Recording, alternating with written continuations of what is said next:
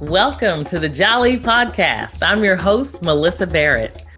This podcast is for those who are interested in the conversation around diversity, inclusion, and equity.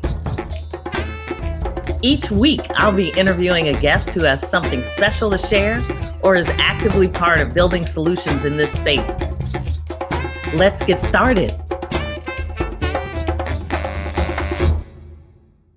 Steve Bucci has been helping people decode and master personal credit and debt issues for the last 20 years. He's the author of the popular books Credit Repair Kit for Dummies, 5th edition, Barnes & Noble, Debt Management, Credit Management Kit for Dummies, co-author of Managing Your Money All-in-One for Dummies, and Debt Repair Kit for Dummies in Australia.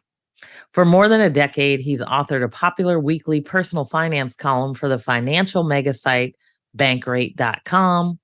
He also writes a weekly column on credit scoring that appears on creditcards.com.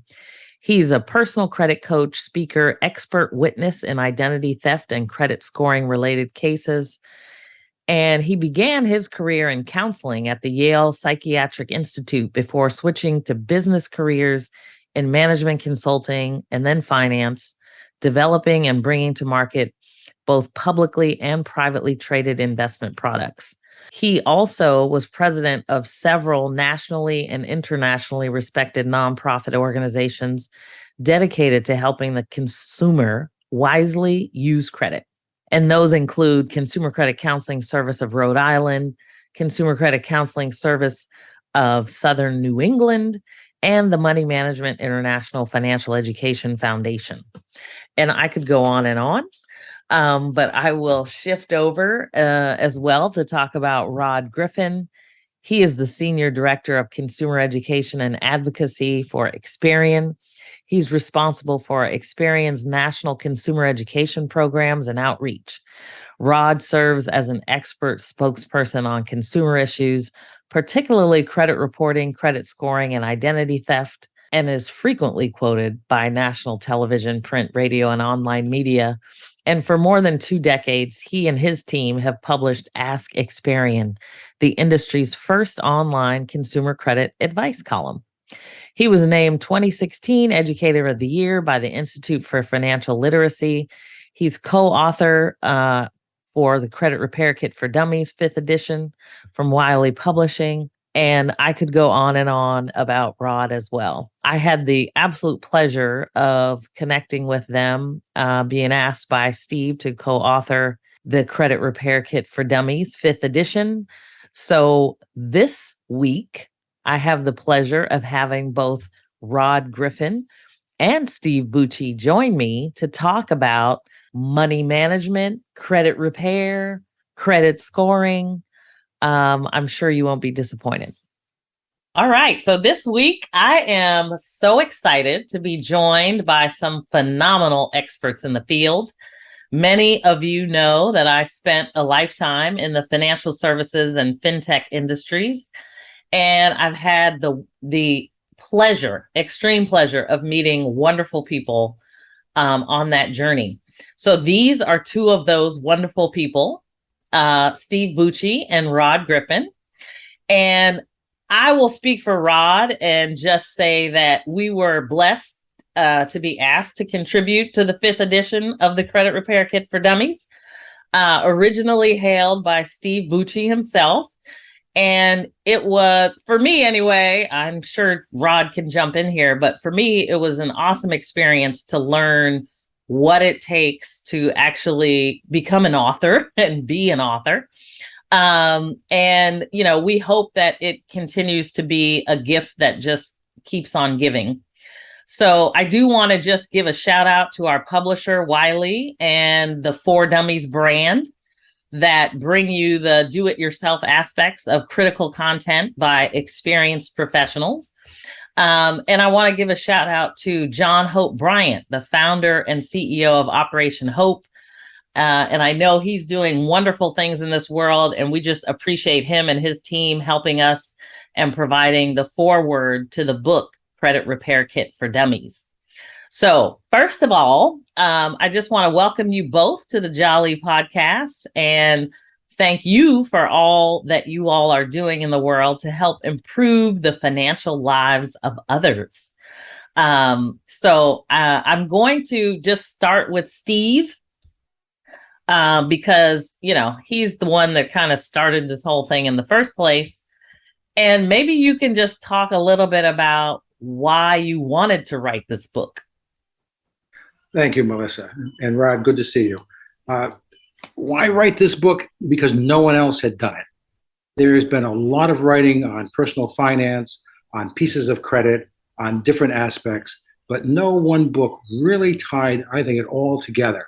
And when Wiley contacted me, good Lord, back in around 20 years ago, to come out with the first edition, it was a real opportunity to try and help people understand how they fit into the entire picture and not just look at the elephant one piece at a time. Yeah. Yeah, my background, I started in counseling, then moved into investments, then moved into nonprofit credit counseling and working with people who were in financial issues. And tying them all together, I could see the difficulty people had, that it just wasn't fair. Yeah. In the investment world, you can't sell investments to people unless they're suitable. In the credit world, suitability, it varies. It varies by who you're getting your credit from. And some of them aren't really looking for suitable. They're looking for, can I make some money on this guy? And that's all they care about. So understanding how credit works, how it fits into all of your finances, how your entire really successful life in America relies on your ability to manage your credit, to manage your debts, to keep your goals in mind when you're making transactions, is essential. Without that, you're going to be lost, and you're going to be doing what someone else wants, not what you want. And that's the whole purpose of the book, is to put the reader back into control of all their financial aspects in one particular capsule. We call it Credit Repair Kit for Dummies. It's more than credit repair, but it is the essential piece in your finances. And it's not necessarily for dummies. I've met a lot of experts who are, expertise is overrated because it tends to be one slice. And I have people who are experts in medicine, people who are experts in accounting, people who are experts in building houses. But boy, they don't know anything about financial stuff. And it's not to be ashamed of, it's to be expected.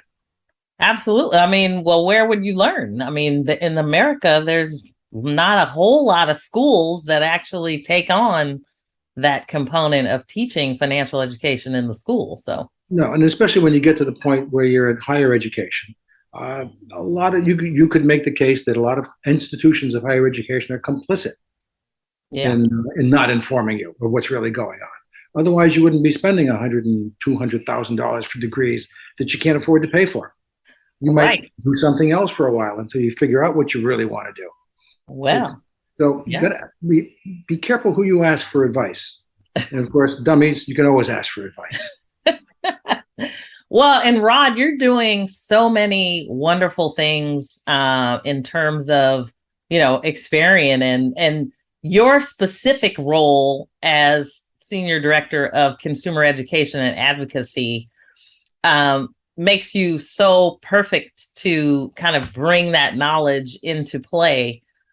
Why did you want to get involved with the Credit Repair Kit for Dummies? Because I got involved because Steve kept asking me until he wore me out. No, no, I've known Steve for a long time, and it was something that, as you said, it's an opportunity to help people. And I've been fortunate. I've been with Experian 25 years, and my role has always been about helping people. I'm not tasked with selling things. My job is to help educate people, as Steve said, to really take control of their credit history, their credit scores, understand how to use them as a financial tool so that they're not being taken advantage of. I always tell people that you should be able to walk into a lender, know exactly what they're going to see, and be able to tell them, you're going to give me a loan. I know what the rates are going to be because I know exactly what you're going to look at and what your decision has to be. And that's empowering. It helps people get the finances they need, access to lower cost credit and other financial tools. It helps make their lives better. And that's what Credit Repair Kit for Dummies is all about. It's not about credit repair. And, I've had people in my industry say, how can you, have a book that's called Credit Repair? And it's just not credit repair. It's exactly the opposite. It's about empowering people to not need to rely on something for a quick fix. It's about giving people the ability and the knowledge they need to own and care for and utilize credit to their advantage so that they don't have to dig themselves out of financial difficulty, or to help them do that exact thing, to get out of financial difficulty, put their credit in a place that it's there to work for them. And that's what we really want is to help people engage and have the knowledge they need. And that's what Steve did for so long. That's why it's such an honor to be working with you, Melyssa, and to be part of this group. It's the smartest people I know in the field. So I'm lucky to be there. I'm the dummy in the group, probably. Oh yeah, sure. So I think what, for me personally, aside from Steve calling me like he called you, what was fun for me, because I was like, I've never written a book before. I don't know why you even thought to call me. But I think what was so exciting for me, having come from a fintech background, working in financial services for so long. Steve and I knew each other from when he was president of one of the credit counseling agencies. And I think at the time maybe when we met, I was probably doing a lot of work on the bankruptcy side. And a lot of what we were doing was really trying to understand why people were filing bankruptcy. And what is it that we could do to help people so that, bankruptcy could be the last option instead of, kind of the first resort. And so, we kind of stayed in touch over the years, and, Steve would check in. And what was fun for me is just being able to look at financial education and the Credit Repair Kit for Dummies as not only a book for, like repairing, like I'm in a problem and now I need to get out. But I mean, the practical aspects of learning how to create a budget, what does that look like? I just had identity theft, perpetrated against me. What do I do? Who do I call? I mean, it's like some real practical information, where you don't necessarily have to read the book beginning to end, but you can also pick it up when you have an issue and just go right to the area that you need to deal with right now, which is awesome. And then obviously, because there's such a wealth gap in when we think about, by ethnicity, the opportunity for me to have a voice in, how did consumer credit expand in the first place? And why do we even have these Fair Credit Reporting Act rules? And I think it's something that people don't necessarily understand, that credit reporting is really about making sure you have access to know how people are making decisions about you, which, and to be able to correct it, right, when it's wrong. So anyway, for me, it was just a great experience. So I just appreciate Steve for his foresight in asking us to join. So it has truly been a pleasure, Rod, working with you as well. So let's talk about like some of the highlights in terms of, and I don't know, Steve or Rod, you guys just jump in here. Are there tips, challenges that, kind of resonate for you in the book or even in your life? Well, I'll start at the beginning. And it's knowing what you want to do. It's understanding where you want to get to and then figuring out how you're going to get there. If you wake up every morning and don't know what you're going to do what someone else wants, chances are. when you go to the store, if you don't have a list, you're going to buy whatever is on sale or whatever they want you to buy.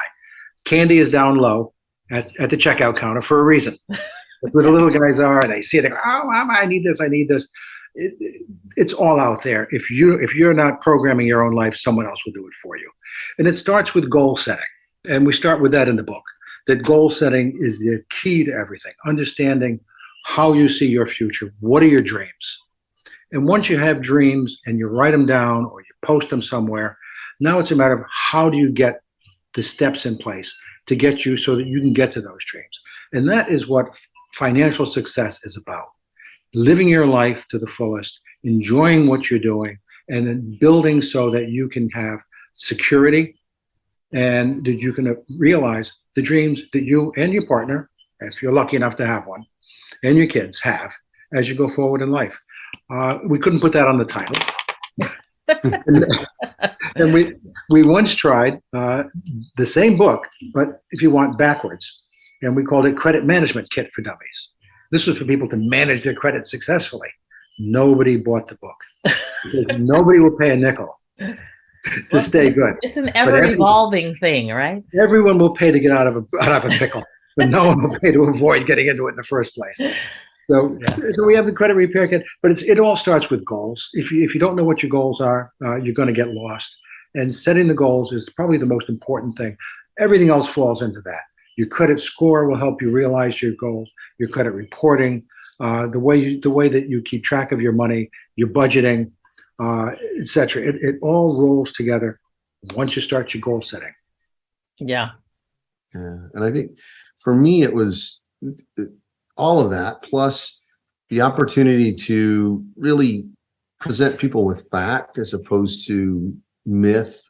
And there's so much of that out there today, especially around my world where I'm working with credit reports and scores every day, fraud and identity theft every day, that there is so much out there when you're on social media in particular that sounds great, but will actually cause you to have more problems and put you in a worse place than you would have if you had the facts.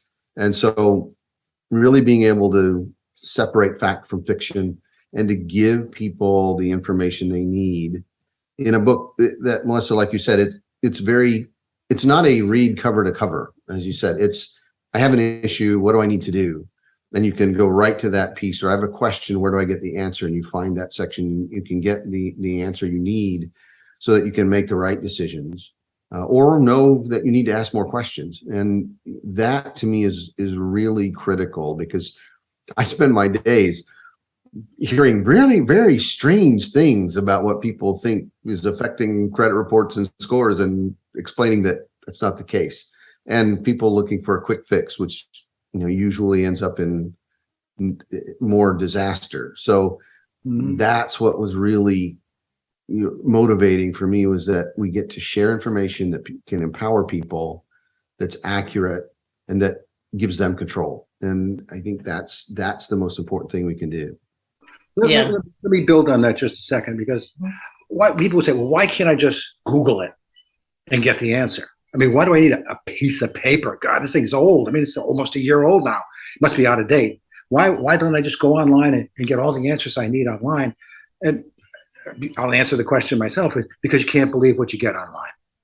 There are people out there, surprise, surprise, who take advantage of you. There are people out there who have an agenda. There are people out there who just don't know what they're doing, and they're glad to share it with you. And you can everything on the internet isn't true. Unfortunately not. Wiley has been publishing dummy books for decades. They have a reputation. They have experience. They go after people that know what they're talking about. They put it in the book. The three of us got together because we wanted to educate folks. You got the credit counseling piece, you got the visa piece, and the piece from Experian and the credit reporting. You put those all together, and that's a powerful group of experts that you can find in one place, and you can rely on the information.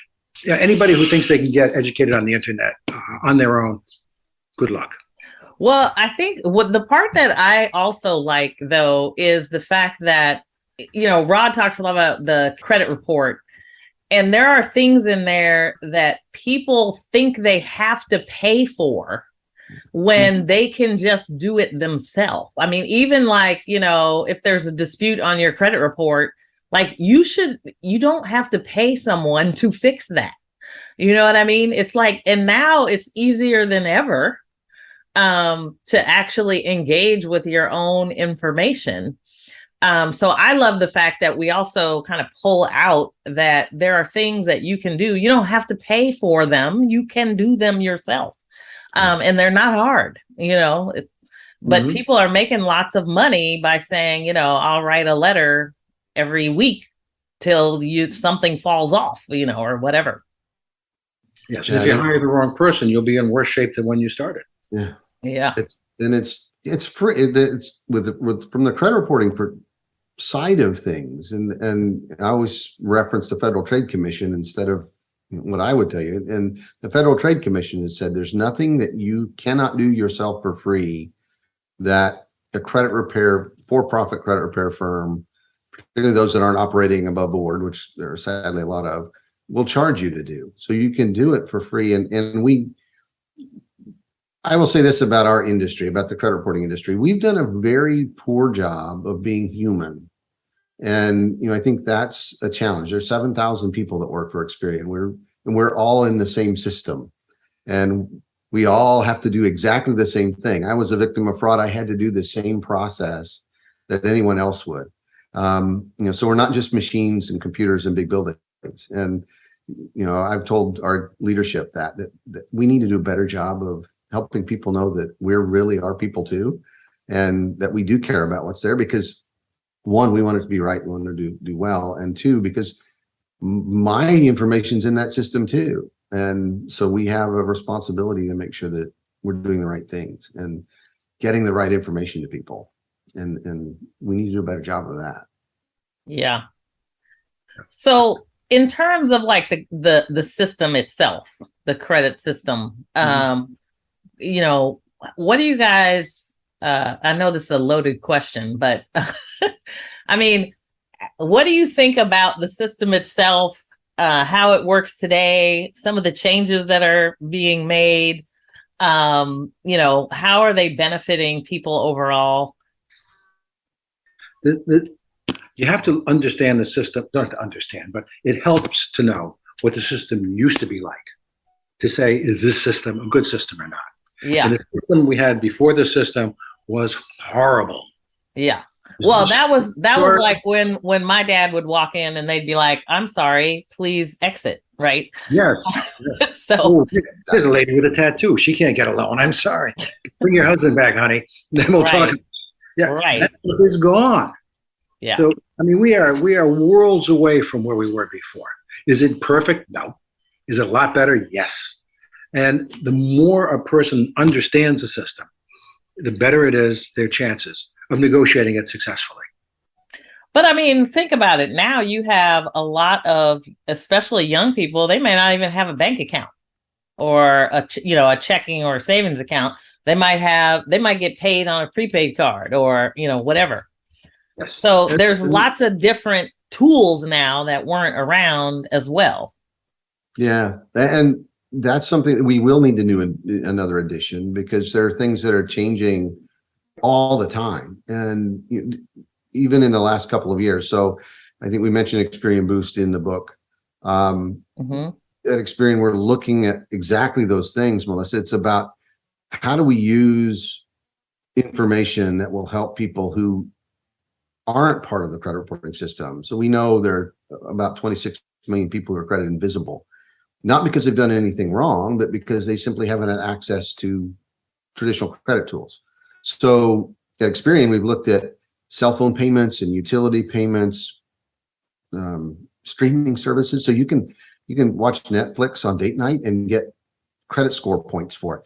And now as of last week, it's brand new, you can have your rent reported, so your positive rent payments. So things like that are happening in the system for that very reason. We can help people gain access to the kind of traditional credit reporting system, because that is a key, if not the key, to greater financial health and greater financial success. When you have a credit report, it brings you into the lower cost more advantageous financial system and can help break cycles like credit repair schemes that are not helping people, or predatory lending like payday loans or title loans or those sorts of things. So, the system, as Steve said, it's vastly better than it was. It's vastly better than it was when I started 25 years ago. We're much more focused on how do we empower individuals and consumers. 30 years ago, it was about how do we help a bank determine whether it's solely about can a bank make a loan, right? And how do we make sure they don't have high charge-offs, right? Right. Yeah. And now it's, at Experian, our sort of our philosophy is we want to be thought of as the consumer's bureau, because people are being empowered and we want to be part of that. And we want to be the connection, not a barrier to financial success. So how do we help people connect with lenders? Because lenders want to connect with people. And so we want to be the conduit for that. And we want to help empower people because we're finding that that's really good for our business. And that's a very powerful motivator. Yeah. And I think, go ahead, Steve. Yeah. That's a great point of view to have, if you can get that across to people, is that it's not about the lenders, and it's about the people using financial tools to have a much better life for themselves. I mean, the young person who doesn't have a bank account, who just uses the debit card or gets their paycheck downloaded onto some other device, they say, well, what do I need a bank for? Well, if you've got those goals out there and you say, one day I want to buy a car that I can't pay cash for, or I want to buy a house, or I want to do a number of other things that require financing, that's what you need it for. And banks don't like me. Well, they do. They like you a lot if you give them reason to, and they want to do business with you. But consumers are the driver. It's not the other way around like it used to be. Yeah. And consumers can see credit bureaus as their ticket. The credit bureau is working for them. Credit bureau is accumulating their information so that they can present themselves and save some money and realize their goals and have a really, really successful financial life. That is the way I'm hoping people will start to look at this stuff. Yeah. Well, and that's really interesting, because you're really talking about, when you start talking about goal setting, it's like your intentions around what you want to do will guide you in what you need to do, even when you think about your credit report or, your financial health. And there's so many people, I know there are studies out there, I won't quote any right now, but there are so many studies where, more than, I think it's like, I don't know, somewhere in the 80% of people, I think, that don't consider themselves financially healthy. And I will look up that number and put it in the description. But I mean, that's a lot of folks that are not feeling like they're financially healthy, which also then impacts their physical health, their mental health. And so to me, it's such an opportunity for us to focus on financial education and, as you say, to really empower people and give them permission to dream. Because I think that's key. I think especially, like when I think about people of color, there's so much trauma out there that a lot of times it's hard to dream about, buying a house when, you're trying to put food on the table, or whatever. And so I think, especially when we think about marginalized communities, underrepresented, just being able to help people realize and inspire that there is a pathway, that they can get there, and they can get that 800 credit score, be in the 800 club, right? And so talking to folks like you give us the opportunity to really spread the word on how you can do that. Yeah, and just as an example of that, I was on another podcast a couple of weeks ago with an organization that brings nurses into the country who are immigrants, because there's such a need in that field. And they had one of the people that they brought here, and he has been in the country for 4 years, didn't have any financial relationships when he got here. He has an 800 plus credit score. He bought a house. His income is his savings. He's done all of the things that you talk about. And he said, that where he's from, there was no tool that lets you do that. But here you could establish credit. His credit score he saw as a way to give him an advantage. And, not having some of the sort of the background that a lot of us have around credit reports and scores and seeing it as a barrier. He came here, was introduced to it, and saw it as an opportunity and a tool that would help him get where he needed to be. And he's been very, very successful, I must say. But kind of a different mindset, right? And as you said, he had dreams, and he used the tools that were available to him to achieve those dreams, and didn't start from that mental sort of position of feeling like he was trapped because he didn't know about the system and was able to approach it differently. So Right. Sometimes that knowledge is really helpful and powerful. Good point. Anybody who feels trapped doesn't have to be trapped. Right. There are ways that they can change their lives, quite literally. You talked about those people who are financially, how did you put it, Melyssa? Healthy. Not financially Not healthy. financially healthy. Mm-hmm. They are not happy being not financially healthy. They wish they were healthy.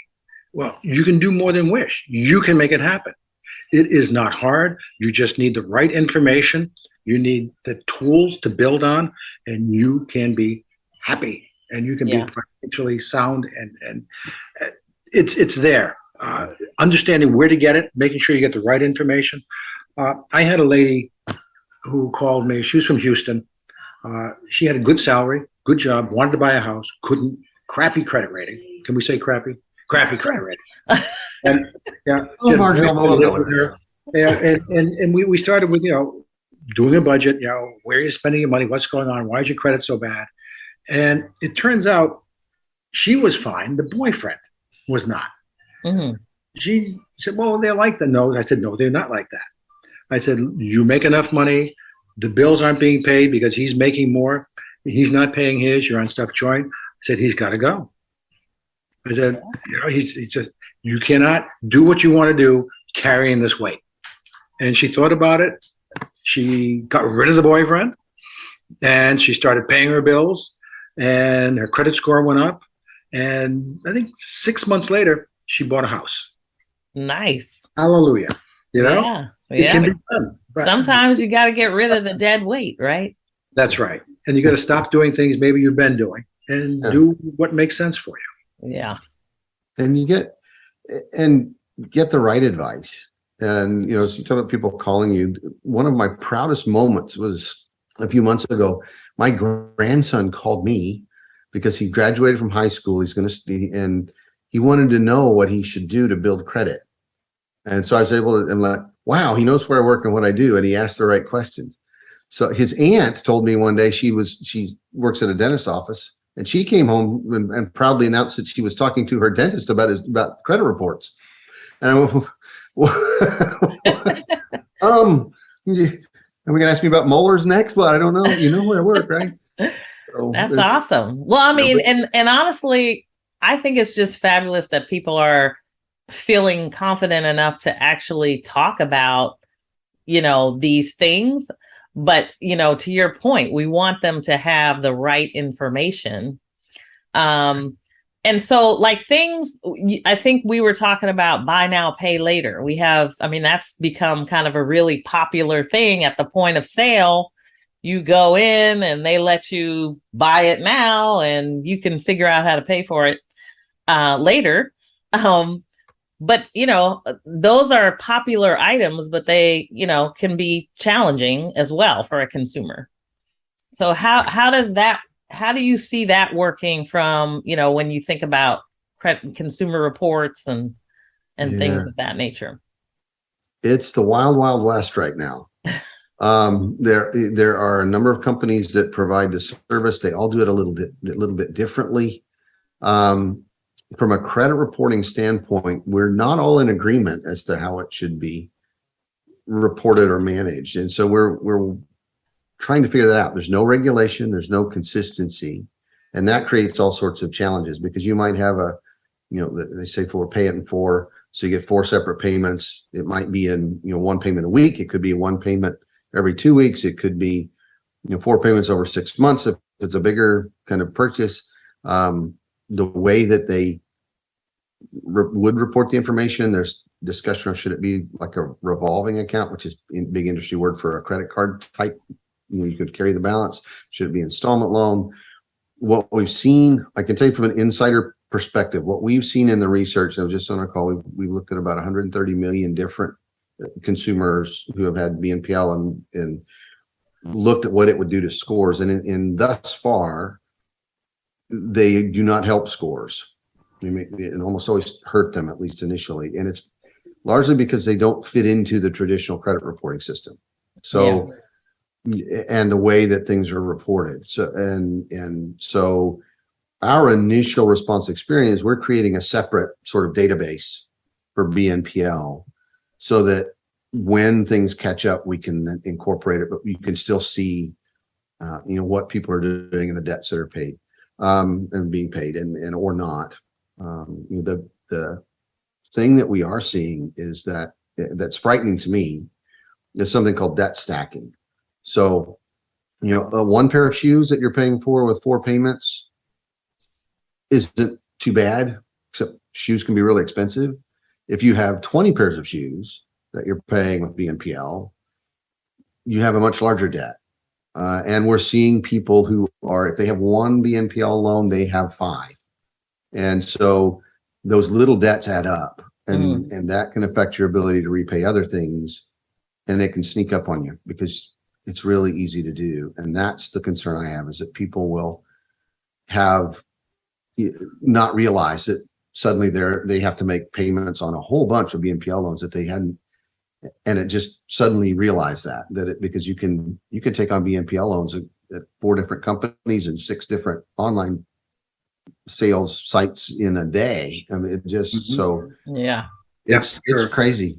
Let's pause for a moment. We'll be right back.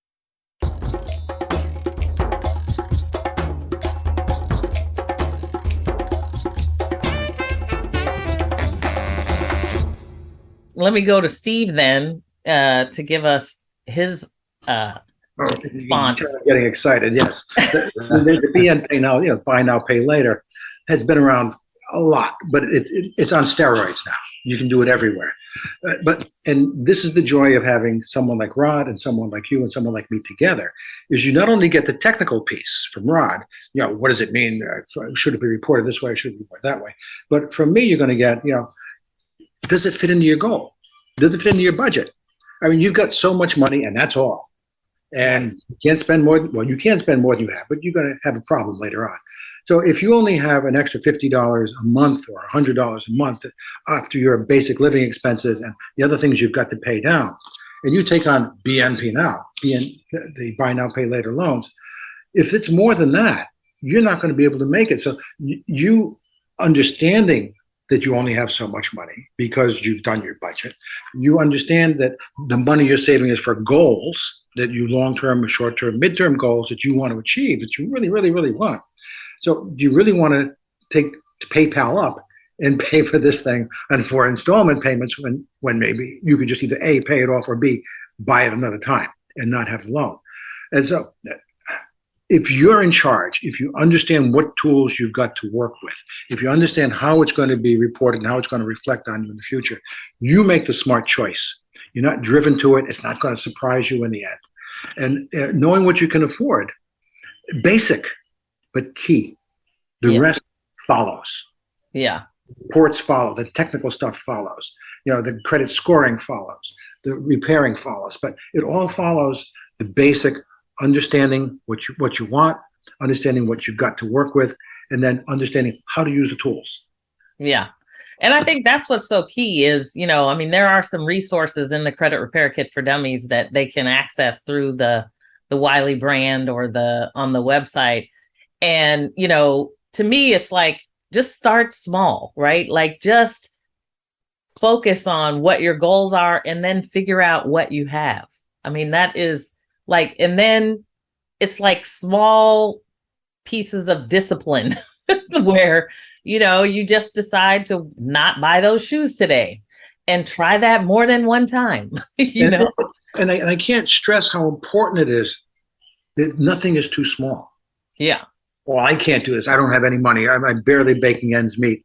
Well, if you're making ends meet, you can do it. You can put a little bit, but it's not enough. Yes, it is enough.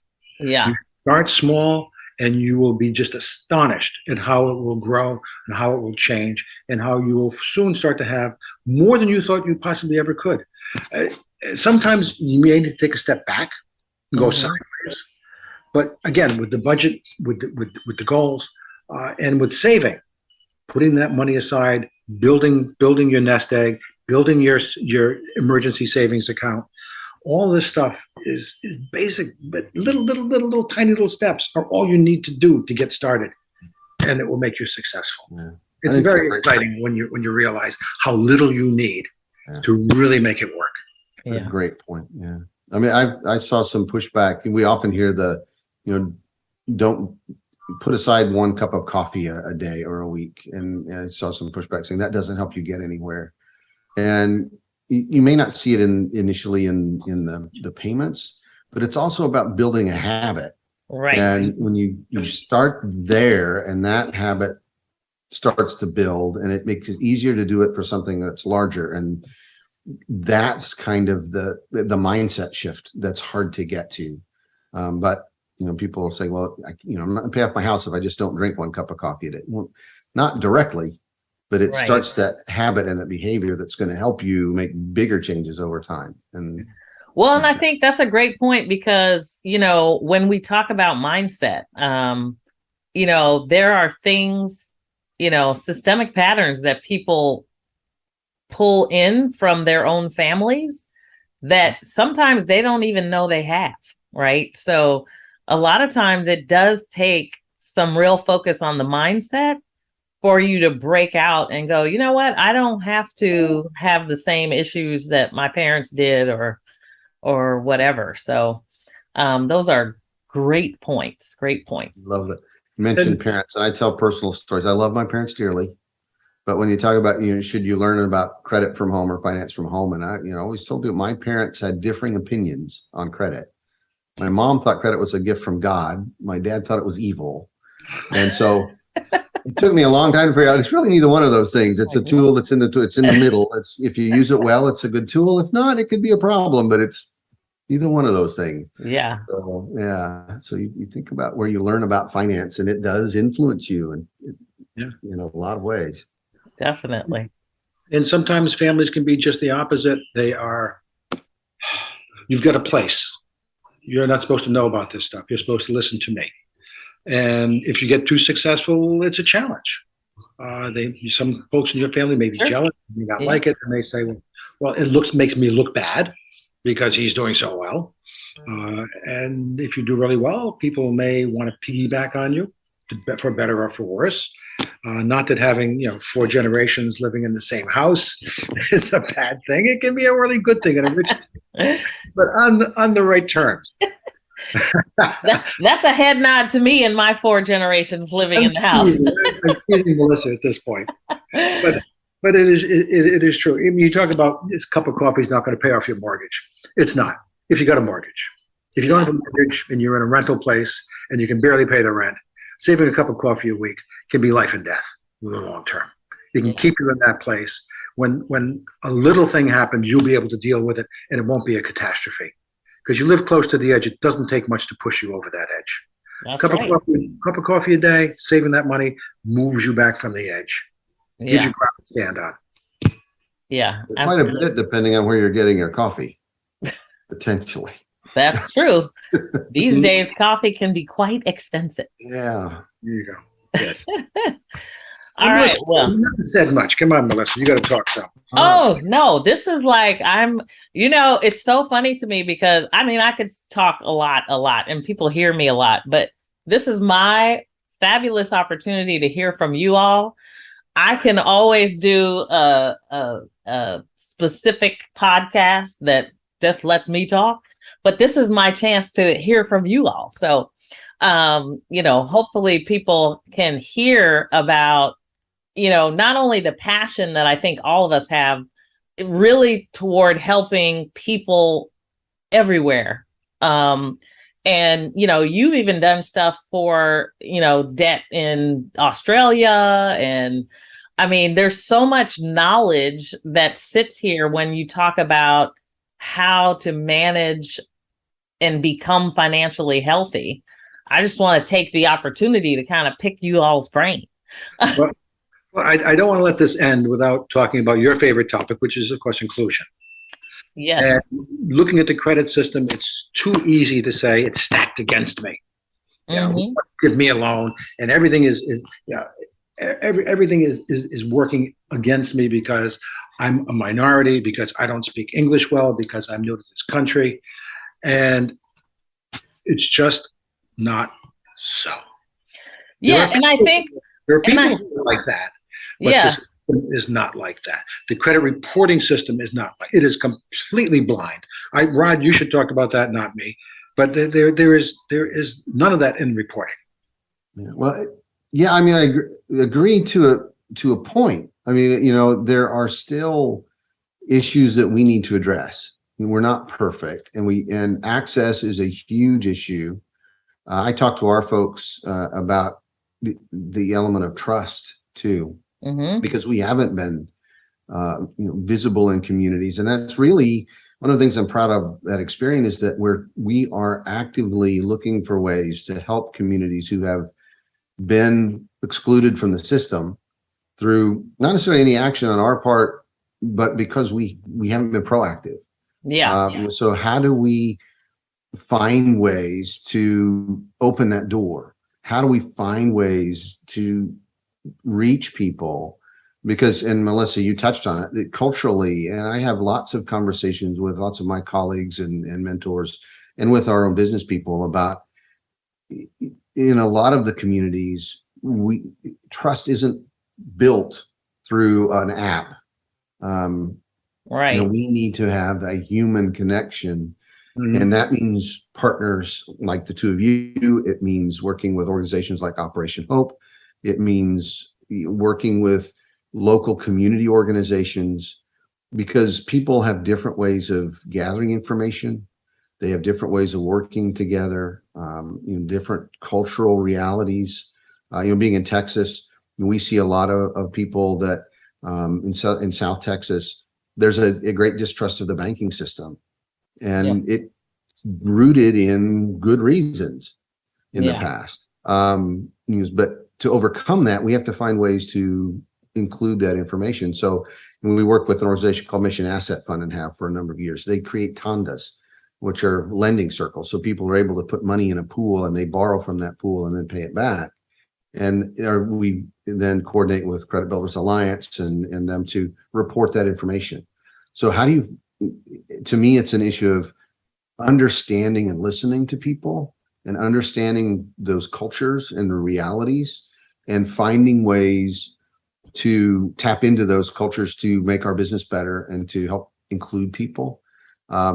We are data driven, so it's objective in that sense, but helping people gain the trust and to understand that we're human too. I tell people I'm a country kid from Kansas, and so knew nothing about credit until I started working at Experian 25 years ago, and I still learn every day.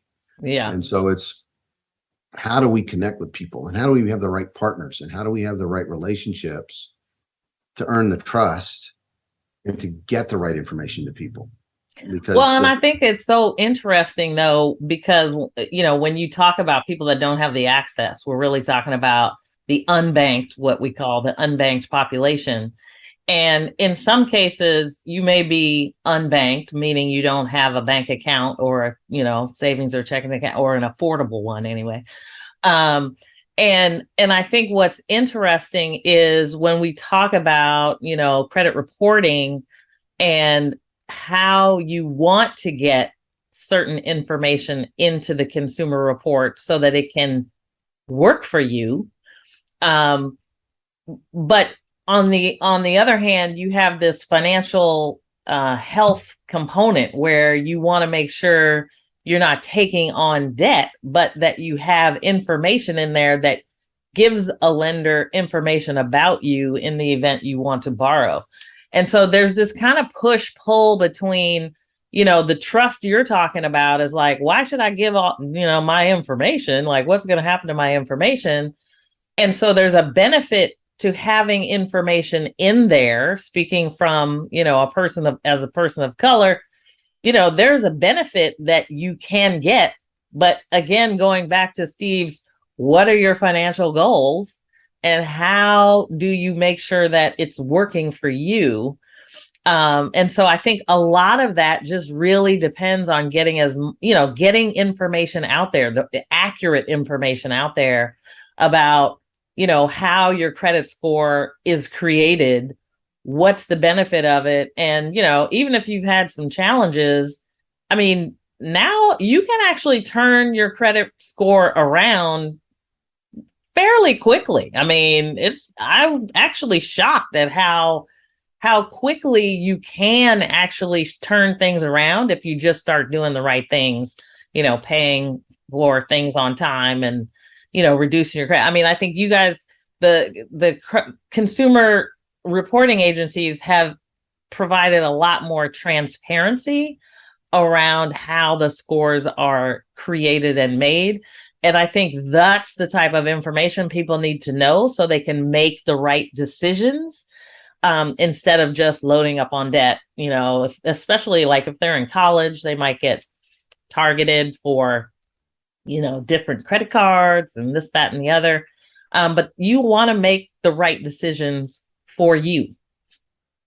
So I think it's awesome. And I know we're running up against time. So I don't want this to be the last time we chat. Hopefully we can come together again. Maybe we can either get a couple of other folks to join us and really just spend some time talking more about financial education, how to become financially healthy and stay that way. Because I think at the end of the day, I know all of our passions are around helping people to live the life they really desire. So, last words from you, gentlemen. Melyssa, thank you so much for having us and my pleasure. And letting us have access to your huge audience of viewers out there and listeners. And hopefully, yeah, as you say, this may get people to ask a question, to take a look at some information, and to feel that they can be in charge. Yeah. It's their choice. Yep. And I'll double down. Go ahead, Rob. So I'm going to double down with the thanks, Melyssa, for having us in the conversation. And get the book. And I'll, on my part, one of the agreements I have with Experian is I can't be paid to do the book. So any whatever they call it, royalties that come my way are being donated to financial literacy charities. So we want to make sure that it's helping people. And that's a great point. Yeah. And I know my royalties go over to Balance. They're a nonprofit credit counseling, smart money coaching company as well. So we want to make sure that, we have, information out there that's accurate that will help you all. But we want to continue to help others as well. And so we are so grateful for the opportunity to talk to you all. And I just cannot thank you guys enough for joining me for this wonderful conversation. Thank you. Thank you. Thanks for joining me on the Jali podcast. Please subscribe so you won't miss an episode. See you next week.